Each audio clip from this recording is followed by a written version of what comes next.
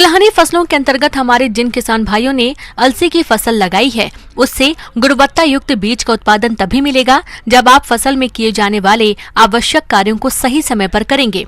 तो अलसी की फसल से कैसे लें गुणवत्ता युक्त बीजों का उत्पादन, आइए जानते हैं।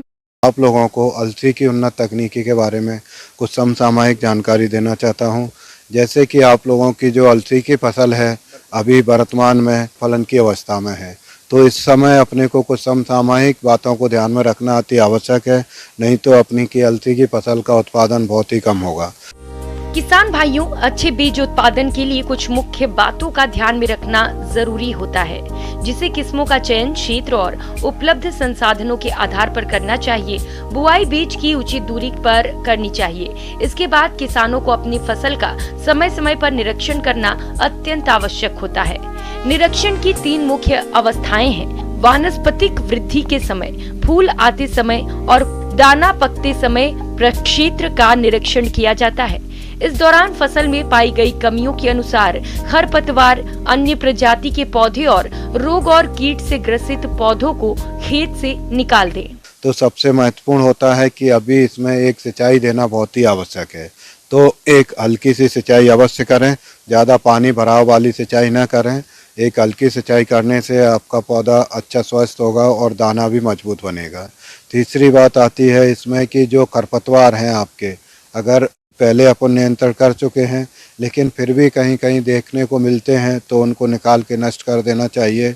और क्योंकि अगर अपन नष्ट नहीं करते हैं तो आपकी फसल के जो बीज तैयार होगा उसमें वो मिल जाते हैं, इसीलिए उन खरपतवारों को निकाल के अभी नष्ट कर देना चाहिए।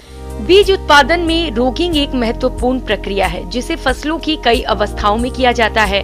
फूल आने से पहले ऊंचे नीचे पौधे निकालकर फूल के समय फूल का रंग और पत्तियों का आकार देखकर, फसल पकने के समय लेकिन फसल कटाई से पहले दाने का रंग देखकर करते हैं।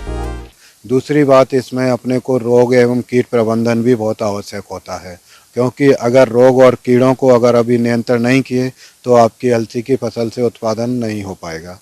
तो सबसे महत्वपूर्ण होता है इसमें इल्ली आती है, जो कि इसको अपन चने की इल्ली बोलते हैं। वो भी अपने पत्तियों में छेद करती है और कभी कभी तो ये इल्ली के फली में छेद करके उसके अंदर घुस जाती है तो उसको दाने को खा लेती है। तो इनको भी नियंत्रण करना बहुत ही आवश्यक होता है। इसको नियंत्रण करने के लिए आप क्लोरोपाइरीपास नाम की दवा का 2 ml पर लीटर पानी के हिसाब से उपयोग कर सकते हैं। तीसरी इसमें जो समस्या आती है, रोग की समस्या आती है, जो कि पाउडरी मिल्ड्यू रोग आता है, जिसमें आप लोगों ने देखा होगा कि आपकी पत्तियों में हल्का हल्का सा पहले गोल धब्बे बनते हैं और बाद में हल्का सा पाउडर उसमें दिखाई देता है और पूरा आपका पौधा धीरे धीरे सूख जाता है और नष्ट हो जाता है। आप उसको देखेंगे तो सफ़ेद पाउडर आपको अलग ही स्पष्ट दिखाई देता है। तो इसको नियंत्रण करने के लिए भी अपने को जहां अगर प्रारंभिक अवस्था में दिखे तो उन पौधों को निकाल के अलग कर दें। उसके बाद इसमें अपने को बाविस्टिन नाम की 2 ग्राम मात्रा पर लीटर पानी के हिसाब से दवा का उपयोग करके आप स्प्रे करेंगे तो इस रोग को अपन आसानी से रोक सकते हैं। बीज उत्पादन के लिए फसल कटाई के समय विशेष रूप से ध्यान रखें कि किसी भी अन्य प्रकार के प्रजाति के बीज अथवा फसल न मिलने पाए। जिसे खेत के फसल से बीज उत्पादन किया जाना है, उस फसल को पूर्ण रूप से पक जाने के बाद ही सही अवस्था में ही काटा जाना चाहिए। फसल कटाई के बाद मड़ाई के लिए पहले प्रयोग में लिए जाने से पूर्व साफ करके मड़ाई करें। मड़ाई के बाद बीजों की छनाई की जाती है। इसके बाद बीजों की ग्रेडिंग करते हैं। इस प्रकार से बीज उत्पादन करके किसान अधिक आमदनी ले सकते हैं। इसके बाद इसको सुखाने के बाद आप अपने इसको साफ सुथरी बोरियों में भंडारण करने के लिए भर सकते हैं। बोरियों का चयन करते समय अपने को इस बात का ध्यान रखना है, अगर नई बोरी हैं तो कुछ नहीं है उनमें तो आप सीधे भंडारण कर सकते हैं, लेकिन पुरानी बोरियां हैं उन बोरियों को अवश्य यह देख लें कि पूर्व में कोई रोग या कीड़ा तो नहीं लगा हुआ है। कीड़ा लगा है या नहीं लगा है, फिर भी उन बोरियों को अच्छे से गर्म पानी में धुलने के बाद फिर उनको उपचारित करें। उपचारित करने के बाद ही उनका भंडारण उसमें करें।